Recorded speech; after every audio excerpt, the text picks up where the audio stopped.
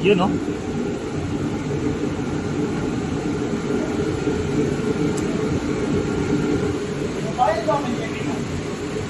Good morning mga kaibigan.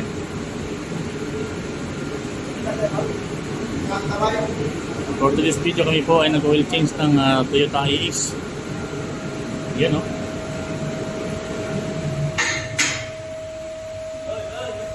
Ando!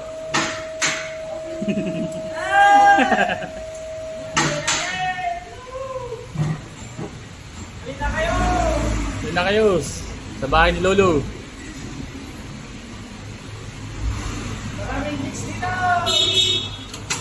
Banggain mo!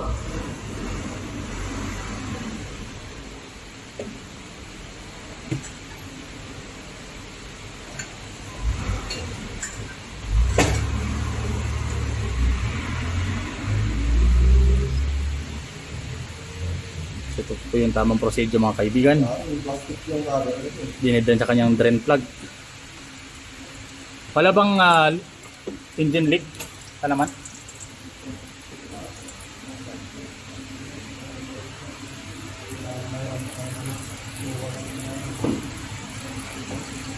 Ayan, no?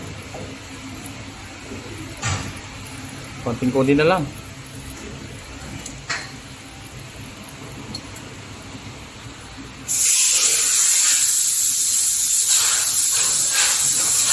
Ano yung pan niya? Filter lata? D4? Yung lata, yung filter niya?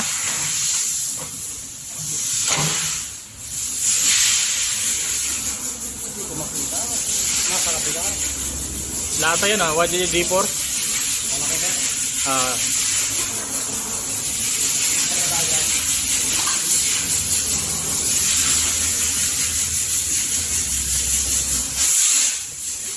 For today's video mga idol, ito po yung ganap namin dito sa shop. Kami po ay nag-oil change ng Toyota Hiace.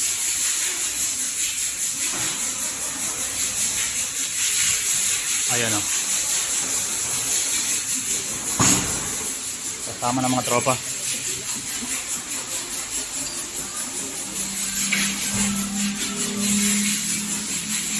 So kasalukuyang dinidrain yung lumang oil nya.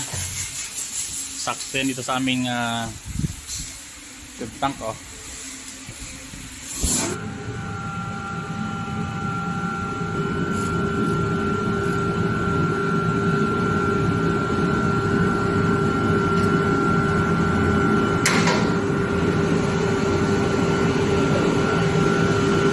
Anim pa lang yung filter nya, no?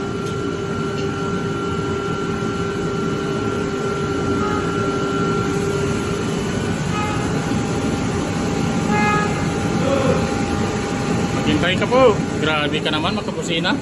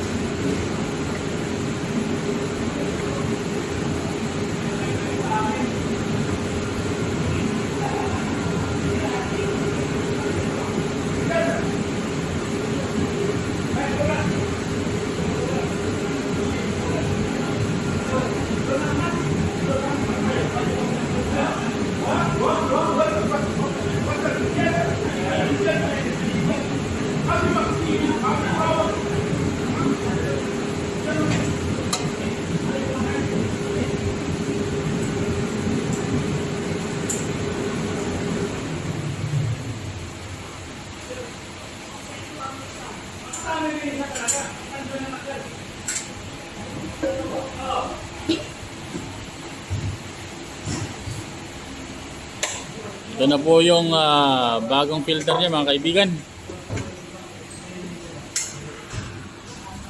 Ito, oh. Ito yung bago. Ayan, naka-plastic pa po yan mga kaibigan. Ito po ay Toyota. Ayan, Toyota made in Japan. Nilinisan mo yung air filter niya kaibigan? Okay. Ayos na, ayos na.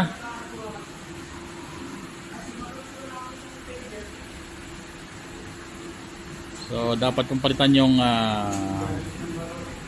oil filter niya mga kaibigan bago po palitan ng bagong oil. Yan. Para maging smooth po yung andar ng engine. So dapat bago din po yung kanyang oil filter.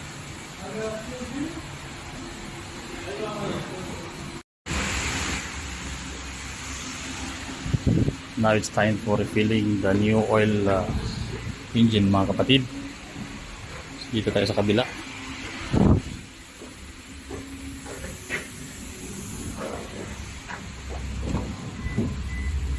Kaibigan, yan ba yung bago? 20W50 Katol oil.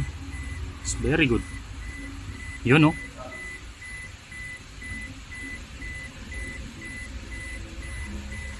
$20W50. Nasa 4.5 no? So 4 liter yon. May additional pa na 1 liter.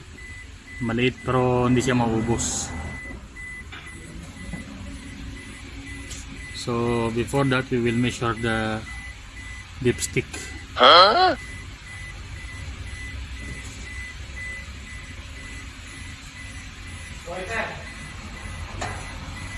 Ayaw niya? Kulang pa? Kulang. Nasa mga start mo na. Now start the engine and then check it again.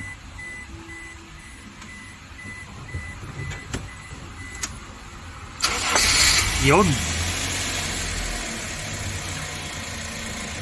Start the engine in like few minutes only.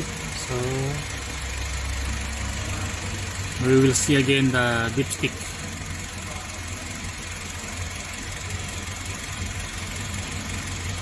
Ito yung Taglis vlog mga kapatid. Yan oh. Ganda ng node ng engine.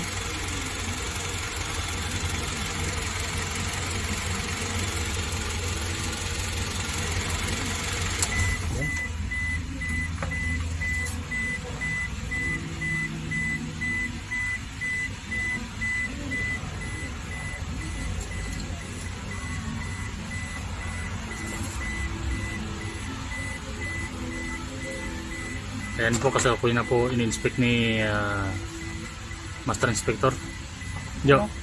Shoutout. Kulang pa no?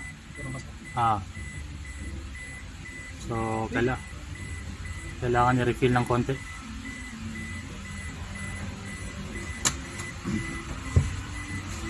Yan po yung oil natin, 20W50. So nasa mga 4.2 no? Yun o. Exactly na? Exactly. Okay.